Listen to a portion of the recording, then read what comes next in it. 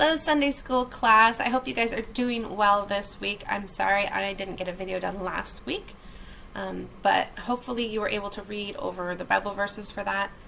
If you didn't, the main point was that Jesus teaches about the kingdom of God by telling us parables. So Jesus, during his ministry, he told lots and lots and lots of parables and all these little stories that have, a good moral to the story. They have special meaning. And they were just to help us understand the kingdom of heaven better. And so today we're going to go over another parable when Jesus taught about the two sons. So go ahead and get your Bibles and turn to Luke chapter 15. We're going to read verses 11 through 32. Okay? So Luke chapter 15, starting in verse 11. And he said, there was a man who had two sons. And the younger of them said to his father, Father, give me my share of property that is coming to me. And he divided his property between them. Not many days later, the younger son gathered all he had and took a journey into a far country, and there he squandered his property in reckless living. And when he had spent everything, a severe famine arose in that country, and he began to be in need. So he went and hired himself out to one of the citizens of that country, who sent him to his fields to feed the pigs. And he was longing to be fed with the pods that the pigs ate, and no one gave him anything. But when he came to himself, he said, How many of my father's hired servants have more than enough bread? But I perish here with hunger? I will arise and go to my father, and I will say to him, Father, I have sinned against heaven and before you. I am no longer worthy to be called your son. Treat me as one of your hired servants. And he arose and came to his father. But while he was still a long way off, his father saw him and felt compassion, and ran and embraced him and kissed him. And the son said to him, Father, I have sinned against heaven and before you. I am no longer worthy to be called your son. But the father said to his servants, Bring quickly the best robe, and put it on him, and put a ring on his hand, and shoes on his feet, and bring the fattened calf, and kill it. And let us eat and celebrate. For this is my son, who was dead, and is alive again. He was lost, and is found. And they began to celebrate. Now his older son was in the field, and as he came and drew near the house, he heard music and dancing. And he called one of the servants and asked what these things meant. And he said to him, Your brother has come, and your father has killed the fattened calf, because he has received him back safe and sound. But he was angry and refused to go in. His father came out and entreated him, but he answered his father, Look, these many years I have served you, and I never disobeyed your command.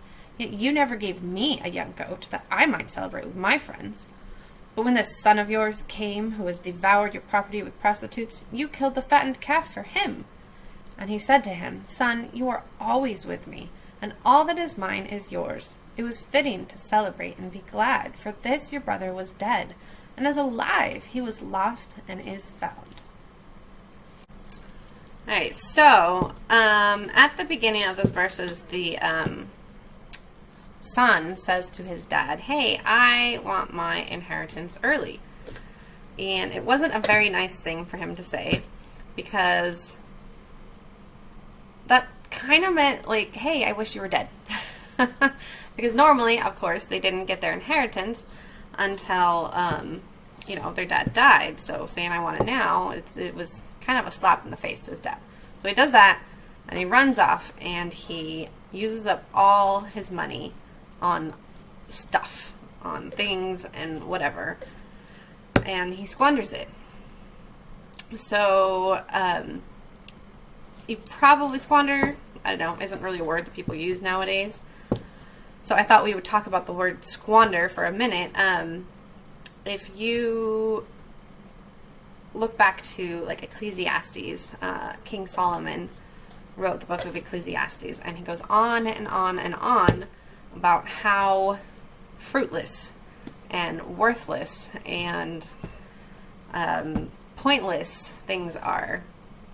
That in life we just chase after things, and we try and we try and we try and we try, and no matter what we do, the ball always ends up underneath the cup. It's like how many times do we have to do this trick before it stops working? I don't know. But King Solomon, he's just life, like chasing after things in life, is worthless. It's he called it like it's a vapor. It's chasing the wind. So it's like trying to grab the air. Like we can't grab anything. It's like trying to stop these balls from popping through to the bottom, right? How are we going to do that? So another way to kind of put it in, you know, perspective for you guys personally is think about the last Christmas or your last birthday party. It was probably, you know, Christmas was, you know, was it 9 months away now? Or your birthday party maybe was closer than that. So think about, you know, the presents that you got. Now, you probably remember some of the presents you got for your birthday. Maybe you remember some of the presents that you got for Christmas. Okay? I'm still there. But what if you think about Christmas 5 years ago? Can any of you remember a present that you got 5 years ago for Christmas? Can you remember a present that you got 10 years ago for Christmas or for your birthday or anything like that? If you can, that's, you know, it's probably pretty good, but maybe you only remember 1 or 2 presents that you got from that long ago. When I was a kid, I remember getting a walking Barbie doll horse that I begged my parents for. It had batteries and it like clip-clopped around. I remember that. I remember one time my mom gave me three Musketeer bars for a Christmas present.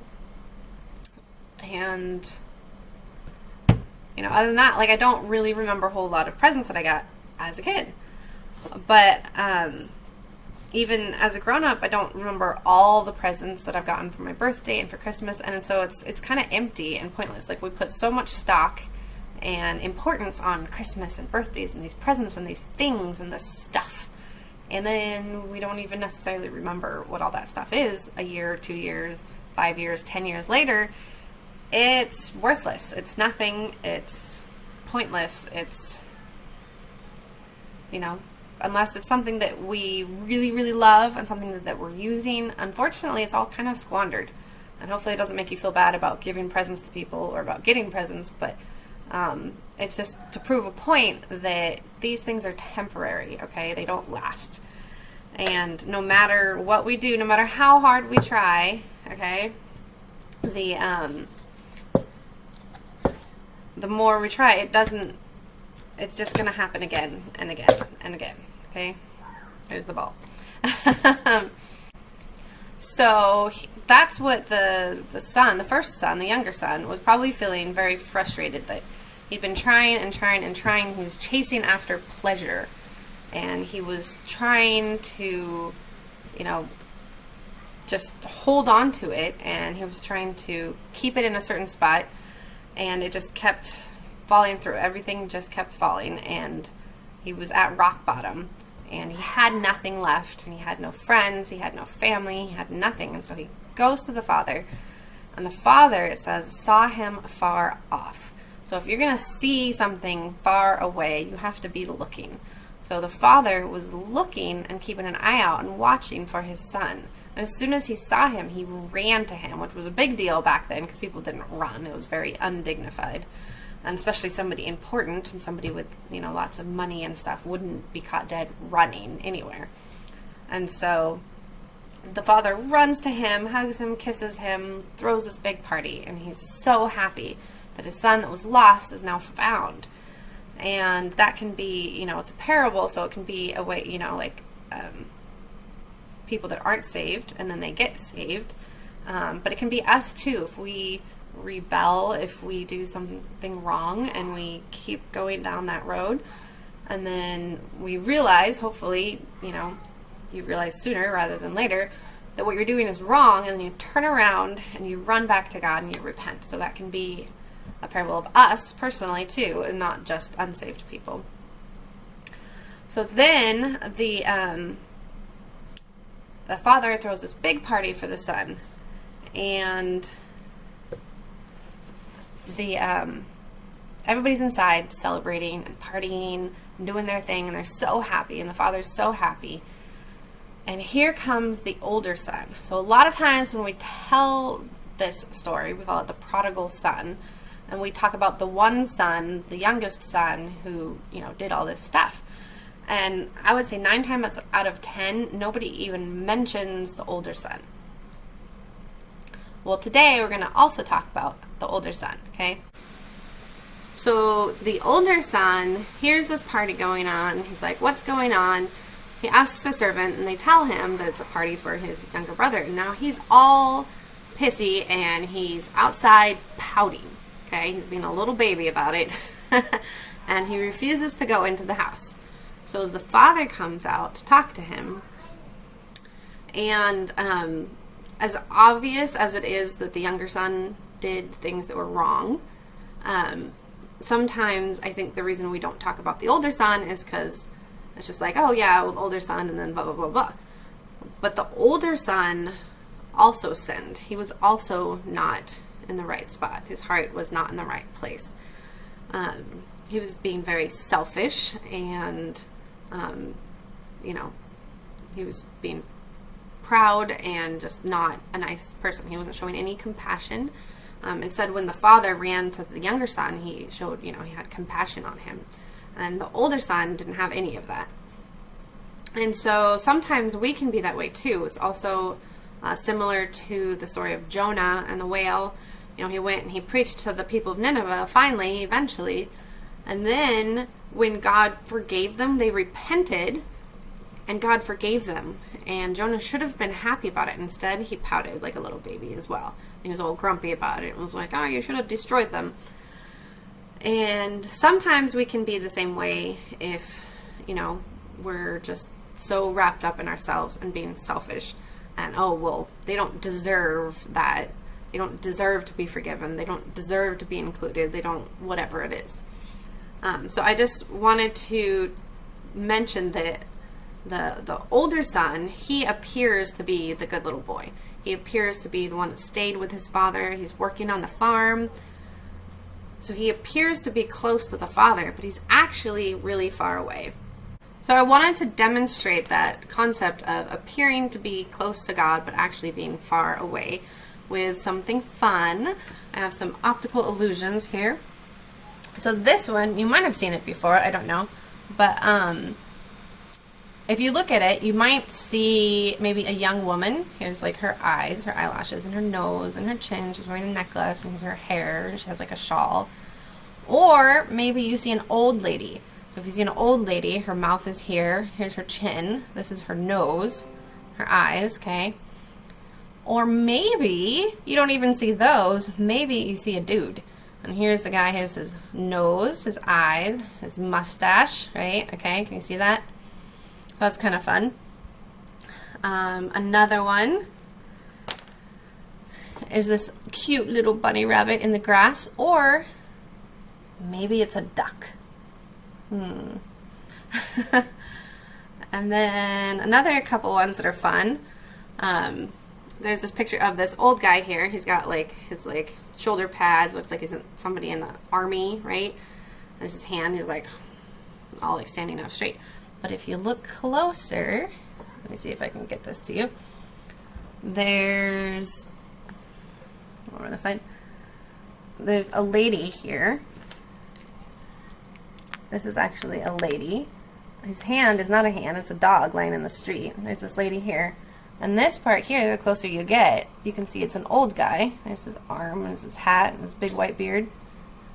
So it's not a guy, just an old guy by himself. It's actually a picture of two people and a dog on a street.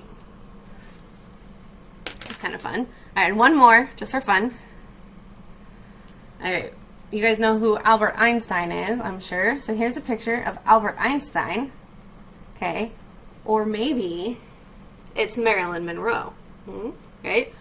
Albert Einstein. Marilyn Monroe. Weird. So that's something fun, but just to illustrate the fact that something might appear one way and it's actually something different. And that, as far as our Christian lives go, that is not a good thing, you guys. Okay?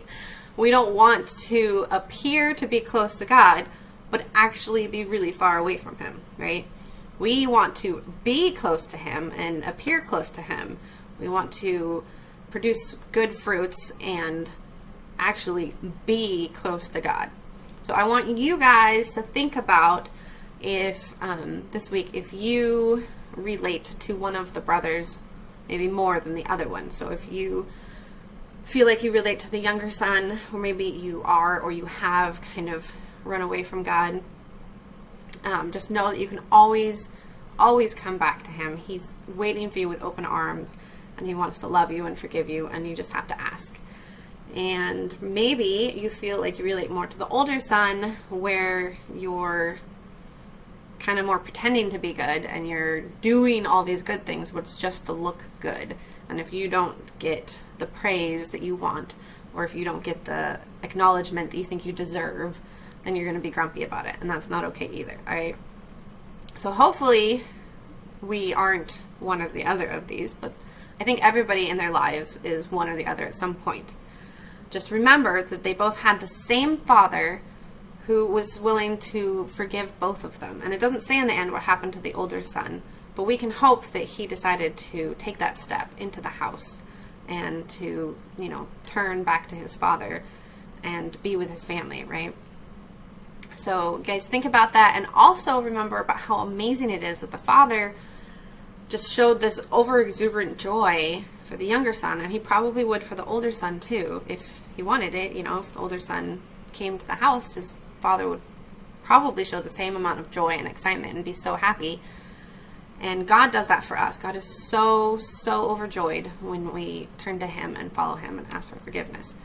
And He loves us so much that He gives us that forgiveness. And that's something that you guys can share with others too, right?